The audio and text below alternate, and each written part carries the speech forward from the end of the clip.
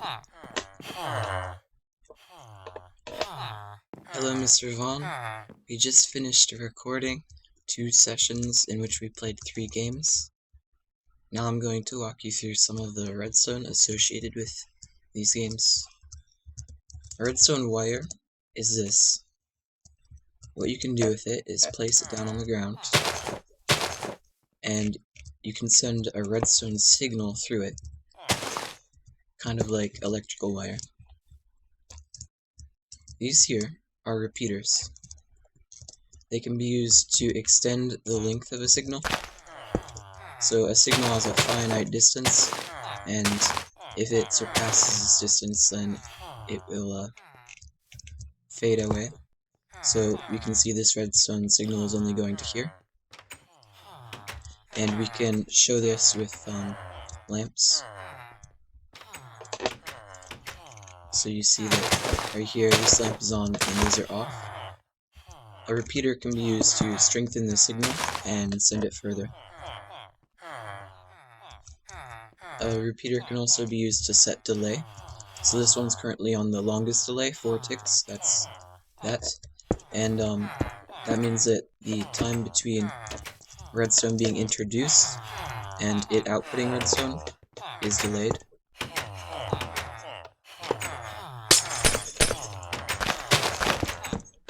Those are some of the basics of redstone. We will get into some more as we go through this. These objects here are command blocks, and they execute a command in the console. So you can use them to place a block at a position, or teleport players, or kill mobs, or give items, and stuff like that. Anything that is technical for the game. So we have the button located in this house right here. This is actually interfacing with the command block that is right here, and it sets the block over at the activation area to redstone block. So it creates a redstone block right here, and that signal is sent through with this repeater. That activates a few blocks here and does a few things. It mainly just activates magenta and orange and removes the button so that you can't press it again while it's starting the game. So here in the book we have magenta at this position and orange at that position. So these command blocks are actually setting a block at those positions to either redstone or air, depending on whether it wants it on or off. And I wrote a description. So magenta disables random beacon, and orange disables disable beacons. So what it's doing is it's taking the orange and it's resetting all the beacons, making them all turn on again so that they're ready for players to place blocks on them. And it also it turns off the random beacon disabler, just in case that got stuck on, because that sometimes happens when you're playing a game. It also says resetting the game, and it fixes the block right here that was redstone when the button was pressed, so that it turns that back into wood, so it's not a constant redstone signal, it's just a pulse traveling through here. So that also says clearing the beacons, and then this, I assume, clears the beacons. That's lime, or light green, lime, clear player place flags. So it clears all the beacons that were randomly disabled, then it clears all the flags the players placed, and then this signal continues here, and that removes the button, and it says ... so that you know that it's still working. The light blue in the book here is disable player starting line. So there's a redstone loop that we'll get to later that checks to see if a player is in the starting line, and also to see if they've broken a block and are ready to start the game, and this just turns that checking off. You can see that this time set and changing to clear weather, that is because we have output on currently. During the game it was off, so you couldn't see any of the background kind of command block commands being executed, but now we can, and it's just to keep it daytime that we do that. the setting of the weather and the time every once in a while. So this continues, and it says ... so you know it's still doing something, and it activates yellow. Yellow disables flag placement tracking, so that's another loop, much like the starting line loop that checks if a player is there in the starting line. This loop checks to see if a player has placed their flag. And it also clears everyone's inventory right there. And it moves on through this block to here, which says ... so you know something is still happening. And continues on over to here to say ... again.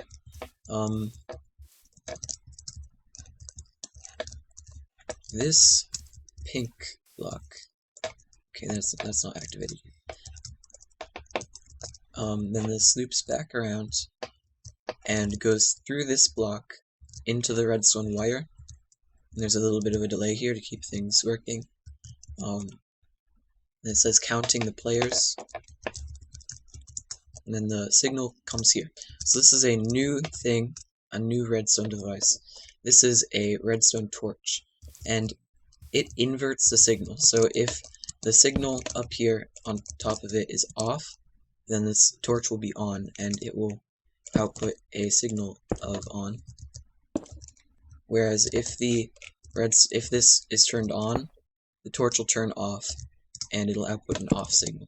So it just inverts the signal that it's given. So we have an inverter here, so that when you turn this on, it will pulse these off.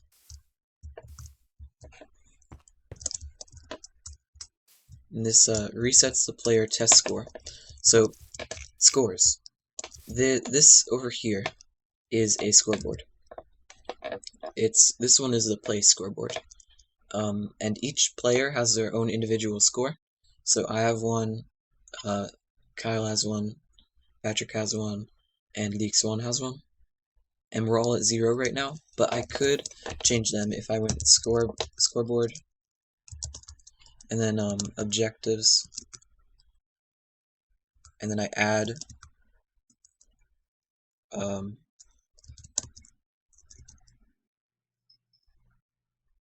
1, 2 place. No. Okay, well, you can change those for the player.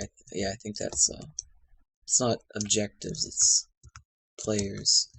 Add radio tech place 5. So now I have a 5. Went from 0 to 5, and we can add 5 more. It's a variable stored for each player. So this resets the player scores for test. I believe that is test. When I hit tab here, it brings up a menu showing all the current players and their test score. So mine is 1, where this will reset it to 0. So if we grab this and put it up here, and we hit tab, it's 0 now because it reset it. That command reset it. And then this next one adds 1 per player in the game. So so I'm the only player in the game, so when we activate this, it should make everyone's score a 1, because there's only 1 player in the game. So my score will become 1. But if there were more people, then that would be 2 or 3 or 4, depending on how many people there are, all the way up to 10. And this is to keep track, this is for the next thing. That keeps track of the number of players. And here we test if there is 1 player, 2 players, 3 players, etc., all the way up until 10 players. And depending on which one of these is active, we receive a different signal into these command blocks right here. So, since there's only 1 player, only this first one is going through. So, that means that if we were to trigger this whole thing right here, all this redstone, will basically pulse them on if they're on right here. So this one's on, so we'll have this pulse. This right here will activate. And it'll say, this is not a single player game. and it also resets the some stuff over here that we will get to a bit, and puts the button back so that you can try again when you get more players. All these other ones go through these command blocks and set a block to sand and set a block to dragon egg. I can show you this here. So if I were to say there were 3 players, so 1, 2, 3. That means all of these would activate, except not that one because that's minimum. So that wouldn't activate. That only activates if there's only 1 player, but these will because there's 3 players. So we'll activate these here. Actually, I think I did that in the wrong order. Maybe. But there. So it puts 1 piece of sand for each additional player over here. So it spawned dragon eggs and sand, since there were 2 players in. Or not in. Here, let's do this real quick. If I cut off this signal, and then I disable this, because this prevents it from working. Here we have, I'm sorry, for every one player that is not here, these will activate. So it activated for all those players, because none of them are here. Now if this player was here, then this wouldn't have activated, so there'd be 1 fewer in these stacks. But what these do is they're detected by this device, which sends a redstone pulse through.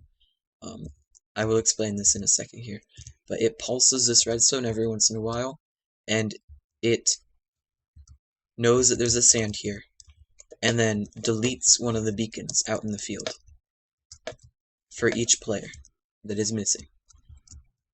So in the end, if you add 2 players, then it'll delete 8 of the 9 beacons, so there's only 1 beacon that you'll be fighting over to claim. And so the reason why we have 2 stacks here, 1 of egg and 1 of sand, is this block right here.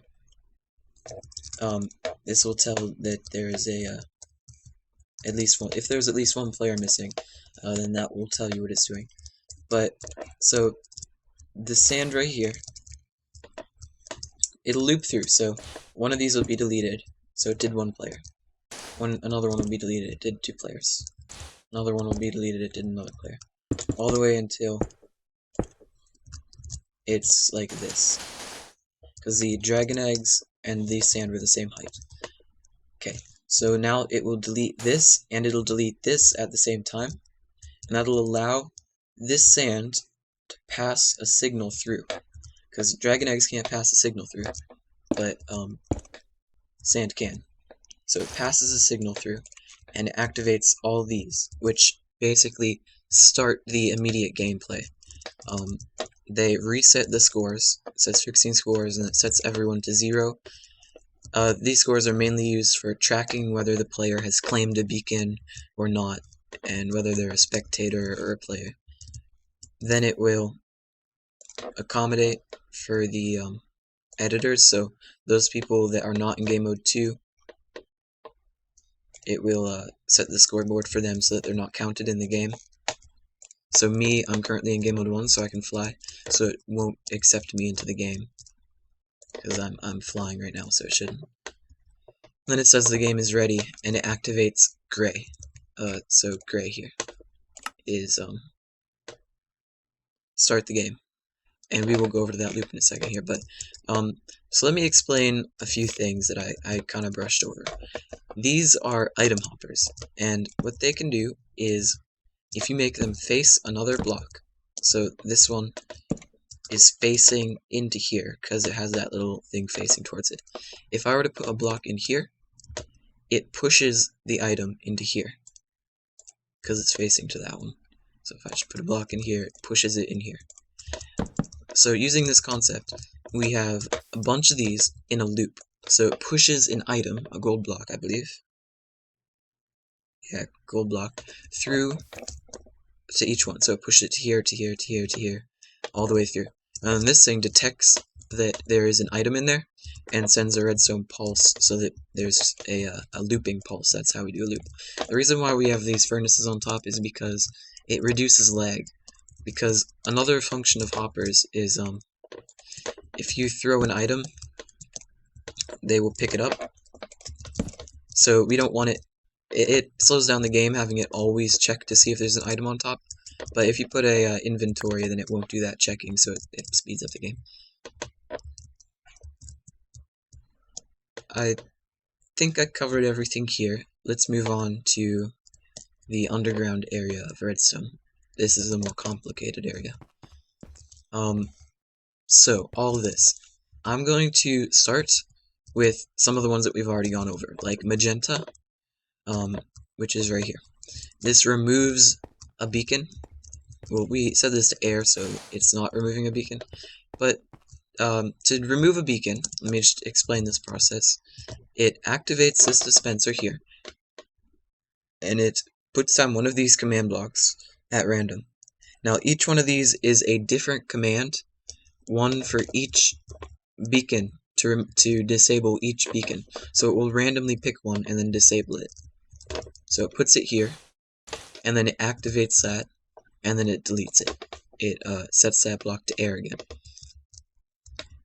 And this pink, which we activated in the I brushed over this, but didn't come back to it. There's a pink one right here off of the scoreboard, and what that does is it resets the randomization. So that dispenser is currently full of command blocks, so that means that every single one of those is currently active. All the beacons are active. All the places where you can place the flag are active, and it will choose one of these, and then it won't be able to choose that the next time. So eventually it'll like keep eliminating these, but it'll become empty, and the next round it'll only have 3 in it if you don't reset it. So what we have here is pink. When you activate pink, it activates the this clone and this air. So this just sets this back to air. So the block is set then unset when it so that you can set it again. And this block takes this full dispenser and clones it up to here so that it's full. We can actually try this real quick. So if we get a redstone block, and if we just empty out some of these, so it randomly put down blocks and stuff. Now if we put a redstone block here, it is deleted by that so that we can put it down again in the future, and then this clones it so it is full again. Another thing that we had in the beginning was orange. Orange is over here. This this enables all the beacons again.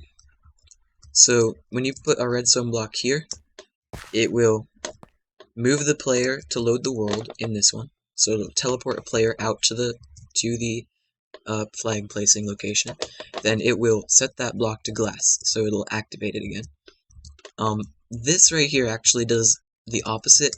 It teleports a player out there, and then it sets it to but this does the same thing, but with the block above. So this TPs the player to load the world, and then removes the player flag, where this one removed the disabled beacon. So those are kind of the same thing, but one's for player placed flags and one's for disabled flags by this system. This right here goes off of magenta, so whenever these are placed and activated, they put a redstone block randomly in one of these locations. Somewhere here, right in front of the repeaters. And what this does is, it does 3 things. First of all, it activates the general line, so it puts a redstone block right here. So that's the first thing it does. Another thing it does is it teleports the player to load the world, like it did in the other ones, and then it disables the beacon by setting it to a gold block instead of glass. A beacon can see the sky through glass, but it can't through a gold block, and if it can't see the sky, then it'll be disabled, and it won't emit a beacon into the sky where you can place a flag. Now, this main line, it clears all the blocks, so if you put a block here, this will clear it again. It will TP the player that was out there back to spawn so that they're not stuck out in the field, and then it'll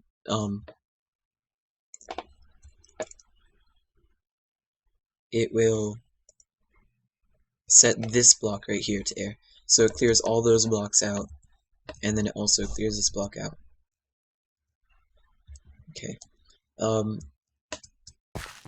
So if we go into the book again, we did orange, we did magenta, now we have light blue. This, I believe, is the start game line. You can kind of read that sign here, start game. So this does a lot of things. It, first of all, spawns all the horses. That's one of the things it does. It sets the gray. It sets the cyan, and it sets the, well, this is the dark gray. So it sets the cyan, and it sets the gray,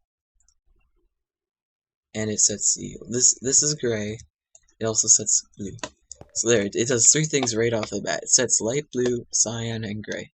So if we look up in our book, we can see here the light blue disables the player starting line. So it does that for good measure. It also activates the light gray. We see here, this is dark gray. The light gray enables the starting line output. That's interesting. So what it does is it sets to air part of this redstone line right here. So right here, it destroys that so that no signals can get through. And the purposes of this is before we teleport the players in here, all of these are going to read no player is inside of the cell. So we don't want that output to be sent into these calculations here, because then it'll start the game because there's no players, which is one of the conditions that it would require for the game to start. So it disables that from going through to actually doing something when there's no players. Spawns the horses. The cyan here actually kills all the horses. So right before it spawns all the horses, so it does this right before it spawns the horses. It kills them. So it just kills all the horses and deletes the things that they drop, and it closes the starting gates so that they're ready for the players to be in there. Okay.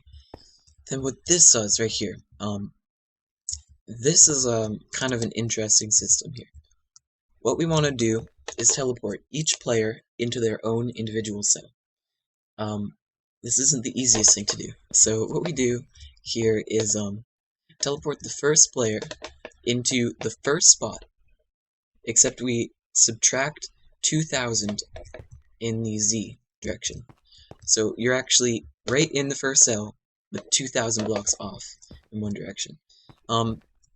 Now, the reason we do this is we want to be able to, when we start the game, we want it to detect people that are in the field and also at spawn, but we don't want it to pick up the people that it's already placed in the cells. So if player 1 is placed in the first cell, we don't want it to detect again and say, player 1 go to the second cell, player 1 go to the third cell, because it picks him up again and just drops him onto the next cell. We want it to only get players that are here in this area.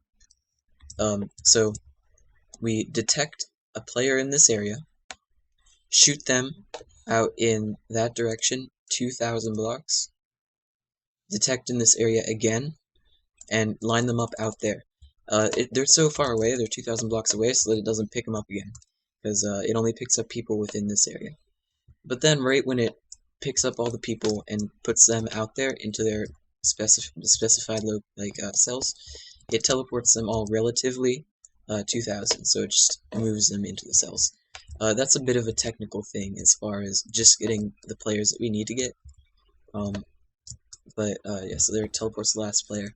It clears everyone's inventory, and it, so every spectator and every player's inventory there. And then it continues to give every player the flag grabber, so that they can get their golden flag. And the code for this is pretty long here.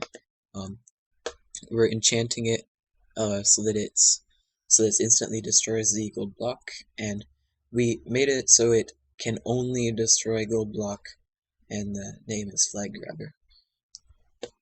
So this continues to say get on your horse and grab the gold flag to start, and then this just deletes the block that set this whole line off. Now this right here replaces any missing flags, so like that all the gold blocks on top of the players might be deleted, so this just fills them in again. And since all the players have been in their all the players are in their locations now, we just give this a bit of delay here with all these repeaters, and then put that redstone wire back in so that it can detect players again. So this just is able to detect players again. So that was the dark gray line. So we did orange, magenta. We did light blue. We did light blue, which was disable players starting line. That was okay. We didn't do this. That's right here. Light blue changes. It toggles the ability for the players to be detected and such. So this block right here is set to a redstone block when it turns off the player checking. So that lights up all these lines right here, and it passes the signal into these hoppers, which when they receive power, they don't loop, so it doesn't pass the gold block back and forth. So they're off basically when this block is here. So that's what light blue does, it turns these off. But it also sets the yellow block to air. We will probably get to the yellow block in a second here. That's actually kind of complicated. So it makes it so that when this turns on, so this is off. When all the player checking is off, because this block is here, then it means that the players have already gone out of the cells, and they're on their horses ready to go get the beacons. So it turns on the yellow, and we'll get to that in a second here. But otherwise, if that's destroyed and it starts player checking, it will default everything so that it replaces all these with a thing that says no players were detected, and it clears the previous block break detections that was here. So when you break a block, it actually puts a redstone torch right here, and when you leave, it puts a redstone block right here.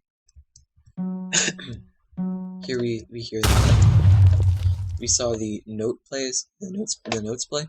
So it goes, it makes a few tones and then it explodes. So that's the cannon fire. We could do that again here actually. Give it some time to reset. So it should make 3 notes. So it goes ding, ding, ding, explosion. So that the cannon fires and you know to leave. But it also resets the time to noon, which was a factor of the Oklahoma Land Rush. They would do it at high noon. Somewhere here it sets the time to just before noon, and then actually it might be here. Yeah, time set 6000 is noon, so it's right before noon, and then after this it's at noon. So that's just something. It starts at noon exactly. So continuing here, I'm going to explain what one of these does, one of the player detection things does. So it has this loop here, passes that back and forth when it's ready to detect someone. And this just says, if a player is above me in my cell, not out of the cell, so like if they were out of the cell, that means that there's no player in the cell. So if they are in the cell, then make this turned off right here. If they're in the cell, what it does is it sets the block to glowstone. So it says there's no player here, and it turns this to glowstone. And if there is a player here, then it will turn this into redstone. So right now, it's signaling that there are players here. That's just a technical thing that we reset it to before the game starts. Right here, it replaces glowstone with redstone block. So that's one of the systems. It's determining whether a player is here or not. And the second one, right here, tests for a gold block. It tests to see if you've broken it. And if you have broken your gold block, so this test for is returning false, and this will be true, then it will activate this block here. So it sets a redstone torch here. So if all these are on, that means that it's ready. So these are on because there's no player here. And then since there is a player at these last few, the redstone torch will be placed when the gold block is broken, then it'll activate the game. So let's quickly go through what it does when it activates the game. So first of all, it sets the time noon. We talked about that. It takes this blue, which is there, so it disables all the player checking because it's done with that at this point, and it doesn't want to have that running in the background messing anything up in the future. Then it clears your flag grabber and the thing that you broke. So like the pick that you get to break the flag and the flag that you actually got when you broke it, it clears those from your inventory. Then it gives the players a flag that they can actually place on a beacon, which is a gold block just like they broke, but it has to change it out for one that they can actually place. And this activates the first bell, it goes through, activates the second one, and goes through and activates the third one. And then here's the explosion. And then after the explosion, it just goes here and it tears down the gates. And to do that, this line right here is copied up. So this is the exact same as the one above. It just copies this whole line up with the fences and the air. So it just takes out these middle bits and not that part also. It doesn't set it to air. It carries these up too. That's something more aesthetic there. And then it also activates blue. Blue we'll have to get to here. Okay. So moving on to yellow. I said I'd come back to this. This is activated here. So whenever this is placed here, which means that the game is starting, then it'll activate the yellow. So yellow is activated when the game starts. So that means that this is broken when the game starts, and it's taking these item hoppers and passing a gold block through them. Kind of a longer loop there. And it checks it every time it gets here, and also here. So what this one does is it says if there's a player who already placed their thing, then put some fireworks at their location so that they know that they were the one who placed it. Also to celebrate a little bit because they're going on to the next round. Then this is the same concept that we used at the beginning, where we set the variable here to the test variable to 0. We do that again, and then we count each player, but this time we're only counting the players who did not place their flag. So that means that their score stat is 1. Where if they did place their flag, the score stat would be, we'll see it here. Their score stat would be 5, because there is an underground thing at each beacon which sets your score stat to 5 once you place something there. So it determines the number of players who still haven't placed their beacon, and if that is equal to 1, so if only 1 did not place it, then it will activate this whole string. So it actually did activate it just now because I'm the only player in and I haven't placed anything. But what it does here is it first says it resets the flag tracking. So it sets everyone's your stats to 0. and your stats were the thing that was determining whether you have placed a flag or not. And it makes the last player a spectator, so whoever didn't place down the block is now a spectator because they're dead. It also activates green and yellow. I think, did we go with these? Lime clears player placed flags, yes we did, and disable placement tracking, that is this one right here. So it just disables this whole thing, and then green just disable it, deletes all the flags that players placed down. Then it waits a little bit as to wait for that whole system to finish its loop, because it takes some time to work through this with all these repeaters.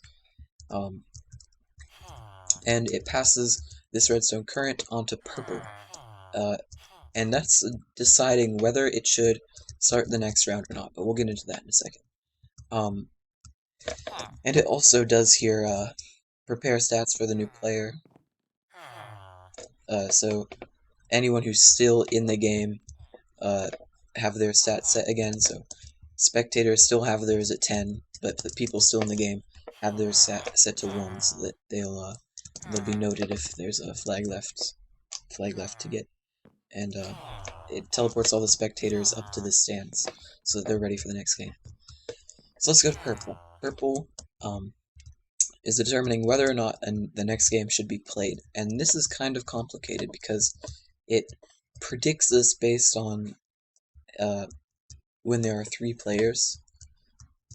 But what it does here is when you place a block, it just immediately destroys it using this command block. And then what else? It also passes through to this one.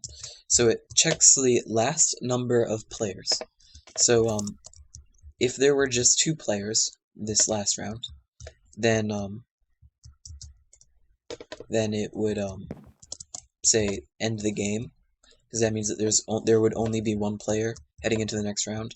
Where if there were more than 2 players, so if this third player one said there's still a player in here, then it'll continue and just loop the round again. So to loop the round again, it's pretty simple. It just it says it checks this to make sure that it's still working, it's still ready to loop the round again, and then this system right here is a an AND gate, so that it flashes also, because it can't just pass this through, because sometimes this stays on. So if it's ready, if it should continue the game, then this will just be on. It won't flash, and command blocks actually need a pulse in order to activate. So this just ensures that there's a pulse. And what this does here is it starts the game again. I didn't put a color for this one, but it does the start game algorithm, or the start game function over there. And it also does this, which is crucial for the end game part. This sets the block right here to air, just for a few seconds. And this actually, if there's no block there, then this signal can't get through. But if there is a block, then the signal could get through. So it just prevents the signal from getting through here. So it makes it so that the end game doesn't happen if it's going to start a new game. And at end game, what it does is it teleports all the players to the room, at the end game room, where they're at the pedestals. It teleports the player who is still in game mode 2, so the last player remaining on the field, to the top pedestal. It says that that person has won the game. It gives everyone some fireworks so that they can celebrate a little bit. Teleports the second player to the middle pillar, and it determines this based on the place variable right here. I'll explain that in a second here. But so it just knows which the third player and second player are, and it teleports them to their respective beacons. It clears all the places, it just clears all these values, and it makes these spectators players again, so that they're game mode 2. So over here, how it knows who is in what place. That is actually taken care of by the blue function right here. The blue function checks to see if there are 3 players or less in the game. So if there are not 4 players. So it's down to the last 3. And if it is, then it will add place, a 1 value for place, to each of the players that are currently in the game. So all 3 players will have a value of 1. But then when one of them gets eliminated, there will only be 2 players left in the game. So the 2 top players will have a value of 2, while the 3rd player has a value of 1. So it just knows who the 2nd place winner is, because that's the only person who has a value of 2 and is a spectator because they lost. And the 3rd place winner is a spectator who has a value of 1 because they were only in for 1 round of place tracking. I think we're nearing the end of this walkthrough here. Let's just go through and make sure we covered all the grounds here. So we covered orange, disable beacons, we did that. Magenta, disable random beacons, yes. Light blue, disable player starting line, that's over here, we did that. Yellow, disable flag placement tracking, yes. That was the hopper loop behind me. Lime, clear player place flags, yes, we did that. Pink, reset flag, disable randomizer. That was that reset which random flags were in the dispenser right there. And we have a few more here. Gray, start the game, we did that. Light gray, enable starting line output, we did that. Cyan, kill the horses and close the gates. Purple, attempt next round and end the game. And then blue, track player places. So we went over all of these. I actually add a little bit more redstone back here, but this is not as important. If you want, I can read these to you. It just this is for placing those tents outside. There's a lot of tents out here. I wrote this script here. It just check. So if you do XP 100 levels, it'll add 100 levels and it'll check. And if anyone has 100 levels, it'll just reset them to 0. Put down one of these 2 things, which each will build a tent. I wrote a huge command for that, for tent building. Then it'll execute that, delete that block that did dispense, and then refill the dispenser. So I can actually show you this in action. It's pretty interesting. So if I get a comparator here, and I put something in these hoppers, so that they check, so it's pulsing there. So if I go up here, and I sit down somewhere, and just land on the ground, I can do XP 100 levels, and it makes a ding sound and puts a tent around me. And it will randomly face them in different directions.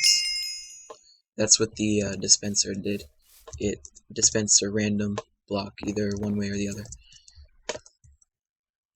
So I think that pretty much, that's pretty much all for down there and for right here. There are only a few little things left here. The book.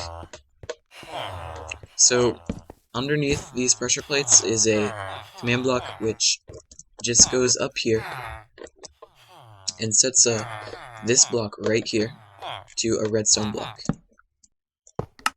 And then what that does is it activates this, which just puts the stairs back here, so that it looks like that. And then it also activates this, which clones this over here. So it takes this full dispenser and puts it here, but it also activates the dropper, so it drops something on the ground, which is the book. And these glass panes here prevent it from getting shot out back there. These villagers are stuck here with a tether line underground. So I use some command blocks to spawn them in, and tethered them to fence posts down here. So you can see the tethers here. So this is a rope wrapped around the fence and also wrapped around the villagers. It's called a lead. It leads them to the fence post. You can pull them around if you held it in your hand. These spectators are held here by invisible blocks. Kyle actually did these stands here. But they're held in here by invisible blocks, which also Kyle helped to build this wall around the entire place. I used command blocks to spawn in most of it, but the corners needed to be done manually, and he went about doing that. There. We use these blocks in one more place, right here. So anyone who's in this cell can't reach through and break someone else's block. And same with this, you can't break their block, and you also can't get on their horse. You can only break your block. And to put these gold blocks here, I actually replace all the air with gold blocks. So this would be an air piece, and it would replace it with a gold block, but it wouldn't replace these with gold blocks because they're not air. Let's take a look at the beacons themselves. The blocks that I give people when they ride out on their horses can only be placed here, and the system for detecting the block and such is located underneath the ground here. There it is. Let me just dig out a little bit. Okay, here we go. So we have a constantly functioning loop here, which just keeps checking for a gold block at that location. And if it does receive a gold block on that location, it will pass through here, and it'll set the player who is closest to have a stat 5, which means that they've actually placed the beacon. Stat 5 is they've placed the beacon there. They've placed so the player has actually placed something here. Whereas the person who didn't place anything will still be at a stat of 1. I believe I said it too. But I'm gonna reset this map so this isn't. It's okay if I break stuff in here. I think that concludes everything. I've covered pretty much all the redstone that it took to make this minigame happen. There was a lot of building involved.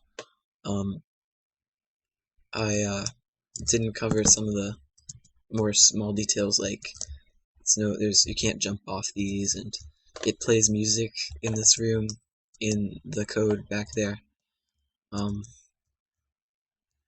But I think that just about wraps it up. So thank you for listening to me. Goodbye.